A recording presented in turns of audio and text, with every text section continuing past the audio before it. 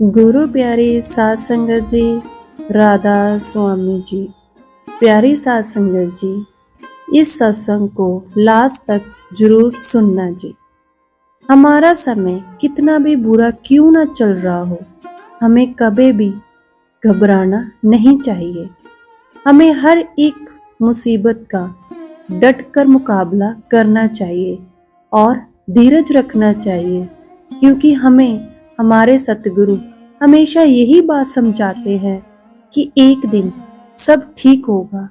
तो हमें उन पर विश्वास रखना चाहिए। उनके बोले गए इस शब्द को कि सब ठीक होगा पूरे विश्वास के साथ मानना चाहिए कि सतगुरु एक दिन हर एक चीज को, हर एक मुसीबत को ठीक कर ही देंगे।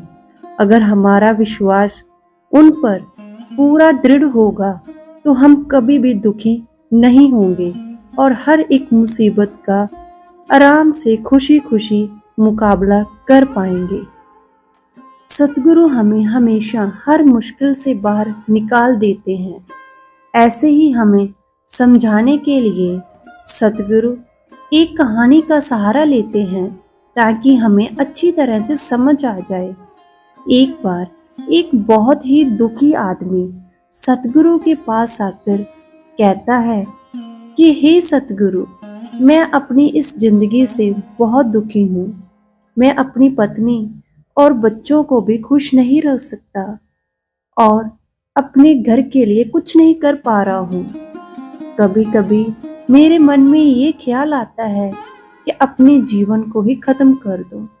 इसलिए सतगुरु जी, आप इतनी भक्ति करते हैं, क्या आप मुझे कोई ऐसा रास्ता बता सकते हैं जिससे मैं अपने जीवन में जो भी बुरा वक्त चल रहा है इसको खत्म कर सकूं, क्योंकि मेरा बहुत ही बुरा समय चल रहा है। 2 वक्त की रोटी का भी इंतजाम करना बहुत मुश्किल हो गया है। इसलिए आप मुझे कोई उपाय बताएं। तो सतगुरु ने कहा, तो फिर तुम एक काम कर सकते हो। उन्होंने सामने की तरफ इशारा करते हुए कहा कि उस ऊंची पहाड़ी पर एक मंदिर है और उस मंदिर के पास चींटियों का एक घर है। यहाँ पर बहुत सारी चींटियां रहती हैं। तुम्हें सुनने में थोड़ा सा अजीब लगेगा, लेकिन वो चींटियां उस मंदिर की जमीन को खराब कर रही हैं। उस मंदिर की जमीन को बहुत नष्ट कर रही हैं, जिसके कारण वहां पर कोई पेड़ या कोई भी फसल नहीं हो पा रही। तुम मेरा एक काम करो, उसके बाद मैं तुम्हें तुम्हारे सवालों के जवाब दूंगा। तुम 7 दिन तक उस पहाड़ी पर जाओ और उन चींटियों के घर को तोड़ दो। जबकि अगर तुम्हें मंदिर के आसपास कोई घर दिखे तो उसे भी तोड़ देना। लेकिन याद रहे, घर को तोड़ने में कोई भी चींटी मरनी नहीं चाहिए। इस बात को समझने का प्रयास करते हुए वह आदमी वहां से चला गया।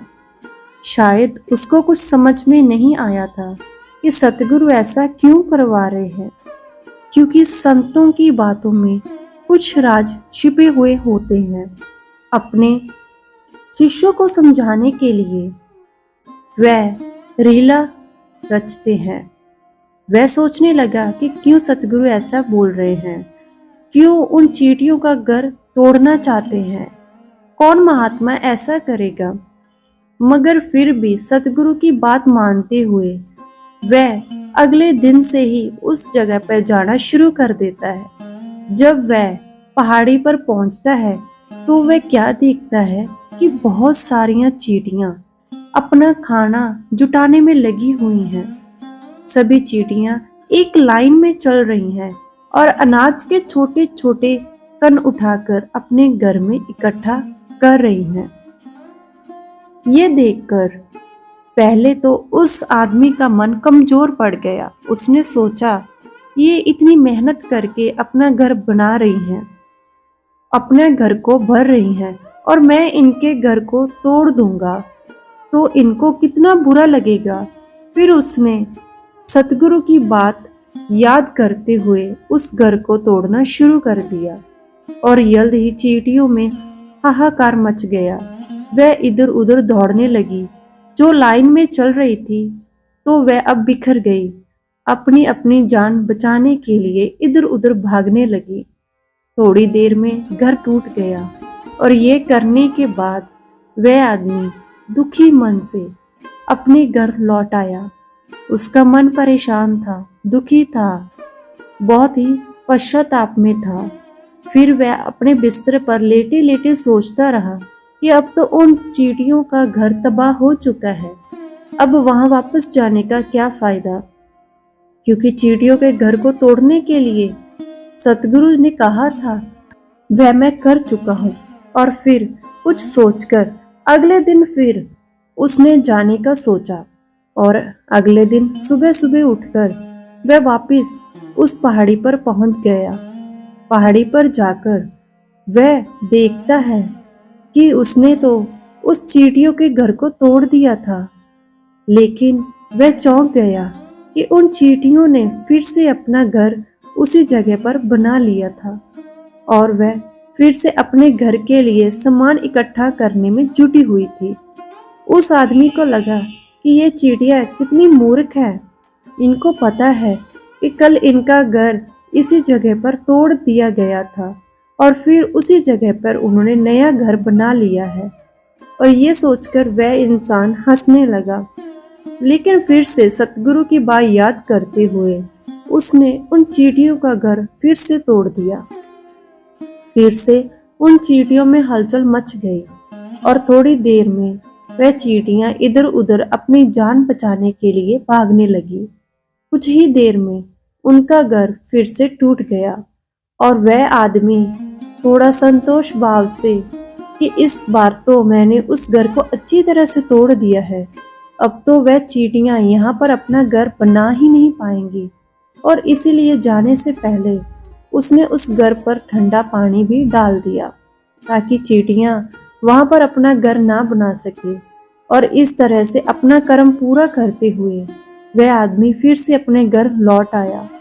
आज रात पूरे समय वो यही सोच रहा था कि क्या वह सतगुरु सही काम करवा रहे हैं कि किसी का घर तोड़ देना किसी इंसान को शोभा देता है। और क्या पता वह सतगुरु सिद्ध पुरुष हो ही ना, तो क्या होगा अगर वह मुझे बेवकूफ बना रहे हो। लेकिन फिर उसने सोचा कि मैं अपने काम को पहले पूरा कर लेता हूँ, उसके बाद ही पता चलेगा कि वह महात्मा मुझसे ऐसा क्यों करवा रहे हैं। और ये सोचते सोचते वह रात को सो जाता है। अगले दिन सुबह उठकर वह फिर से उस पहाड़ी की ओर चला जाता है। पहाड़ी पर पहुंचकर वह उसी जगह पर पहुंचता है जहां पर उसने उनका घर तोड़ दिया था और वह ये देखकर खुश हो जाता है कि वहां पर कोई भी घर नहीं था। सभी चींटियां वहां से भाग चुकी थी।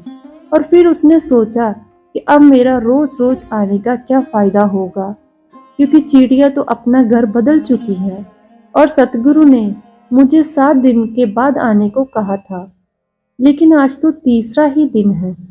अब बाकी 4 दिन वापस आने का क्या फायदा होगा। और यही सोचकर उसने निश्चय किया कि वह सीधा उसी सतगुरु के पास जाएगा और उनको पूरी बात बताएगा। जब वह वापस मुड़कर उस पहाड़ी से कुटिया की तरफ जाने लगा, तभी उसकी अचानक नजर एक और घर पर पड़ी जो कि चींटियों का ही बनाया हुआ था। मतलब कि वह घर चींटियों ने ही बनाया था और अब वह चींटियां नए घर में वापस से वास कर चुकी थी। ये नया घर उनके पुराने घर से थोड़ी ही दूरी पर था। जब उस व्यक्ति की नजर उस घर पर पड़ी तो उसने सोचा शायद सतगुरु को पता था कि ये चींटियां अपना घर यहाँ से बदलकर किसी दूसरी जगह पर बना लेगी, इसलिए उन्होंने मुझे 7 दिन बाद आने को कहा था। और ये सोचकर उसने उनका नया घर भी तोड़ दिया। तो चींटियां उसी तरह इधर उधर फिर से घबराकर दौड़ने लगी। घर को तोड़ने के बाद वह बहुत ही दुखी मन के साथ अब पहले से भी ज्यादा दुखी था, क्योंकि उसने उनका नया घर भी तोड़ दिया था। वह इन चींटियों को बसने ही नहीं दे रहा था, मगर फिर भी उस सतगुरु की बात मानते हुए वह अपने घर पर दुखी मन से वापस आ गया। रात को सोने से पहले उसने एक बार फिर से सोचा कि मैं कितना बड़ा शैतान हूँ। पुराना घर तो छोड़ो, मैंने उनका नया घर भी तोड़ दिया है। वो चींटियां मेरे बारे में क्या सोचती होंगी, वह कितना बड़ा दानव होगा। मगर फिर भी उसने अगले दिन जाने का निश्चय किया और अगले दिन सुबह सुबह वह फिर से वहां पहुंचा। आश्चर्यचकित रह जाता है कि इस बार चींटियों ने एक नई जगह पर फिर से अपना नया घर बना लिया था। वह तो पहले से भी ज्यादा ऊर्जा के साथ काम कर रही थी और उन्होंने एक रात में पहले से भी बड़ा घर बना लिया था और वह फिर से अपना खाना इकट्ठा करने में लगी हुई थी। ये देखकर उस व्यक्ति को लगा कि ये चींटियां किस मिट्टी की बनी हुई हैं। मैं उनको बार बार यहाँ से भगाने की कोशिश कर रहा हूँ और ये वहीं पर अपना घर बना लेती हैं। क्या इनको पता नहीं है कि मैं इन्हें यहाँ पर बसने नहीं दूंगा? ये चींटी तो दिखने में इतनी छोटी है, मगर फिर भी ये मुझसे हार नहीं मान रही है। बड़ी हैरानी की बात है। और इस बार उसने गुस्से में उस घर को भी तोड़ना शुरू कर दिया। मगर इस बार घर को तोड़ते हुए कुछ चींटियां वहीं पर मर गई, उसके पैरों के नीचे कुचली गई। कुचलने के बाद जब वह अपने हंकार से बाहर आया तो उसने देखा कि गुस्से में उसने चींटियों में कितनी क्षति पहुंचा दी। उसका मन पश्चाताप से भर गया और वह रोता हुआ अपने घर की तरफ लौट आया। रात में सोते समय उसने सोचा कि मैं इन चींटियों पर बहुत ज्यादा जुल्म कर रहा हूँ, अब इससे ज्यादा अत्याचार मैं नहीं कर पाऊंगा। और ये सोचकर वह अगले दिन अपने घर से थोड़ा आटा लेकर उसी पहाड़ी पर पहुंच जाता है।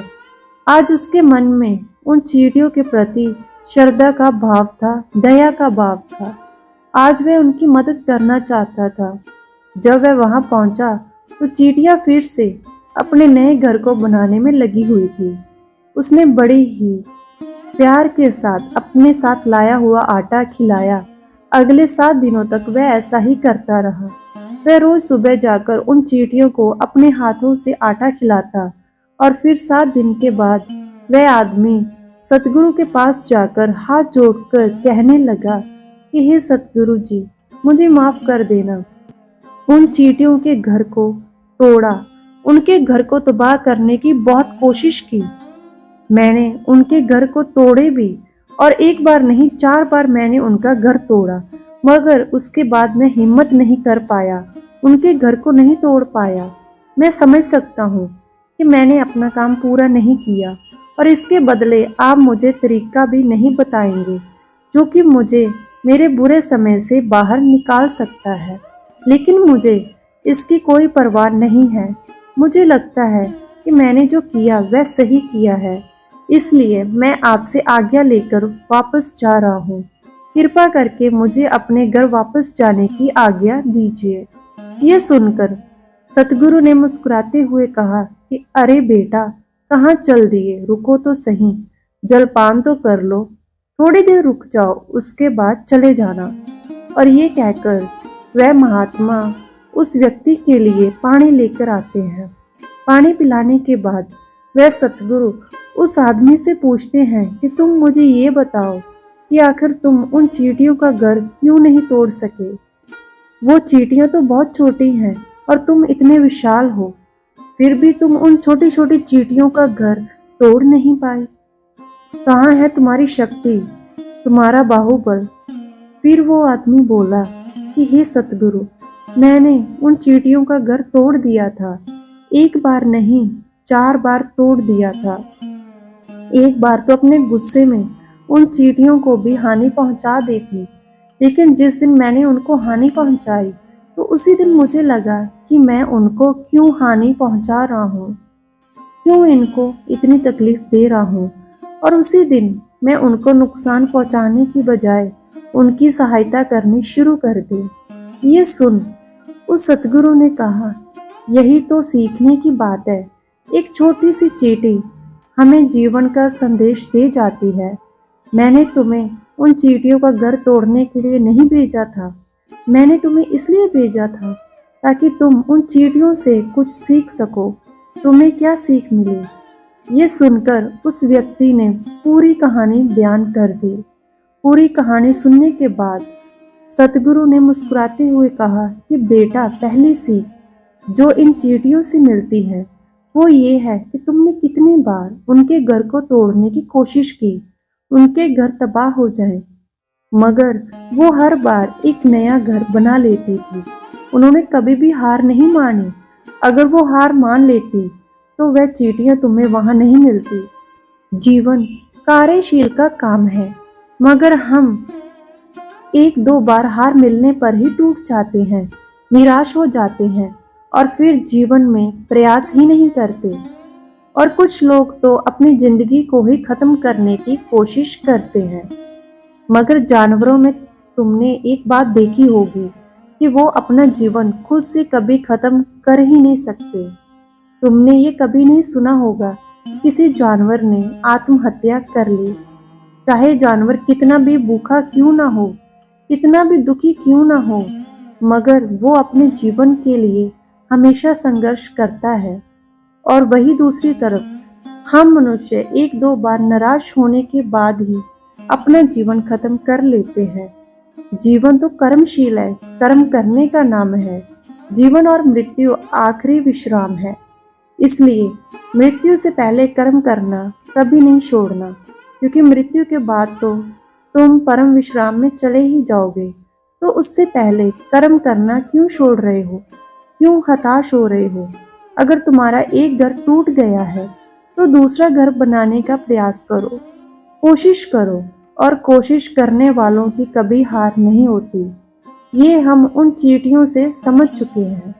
देखने में तुमसे कितनी छोटी हैं और तुम कितने बड़े हो, मगर उनका मन तुम्हारे मन से कितना बड़ा है, कितना विशाल है, कितना दृढ़ संकल्प है कि इतने बार घर टूटने पर भी उन चींटियों ने कभी हार नहीं मानी। दूसरी सीख ये है कि जब भी हमारे ऊपर बुरा समय आता है तो हमें यही लगता है कि ये समय कभी नहीं जाएगा, ये समय मेरे जीवन को बर्बाद कर देगा।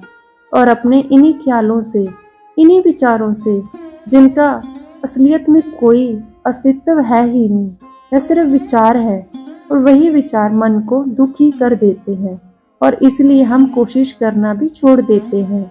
मगर तुम खुद सोचो कि बार बार प्रकृति हमें नुकसान पहुंचाएगी और कब तक पहुंचाएंगी।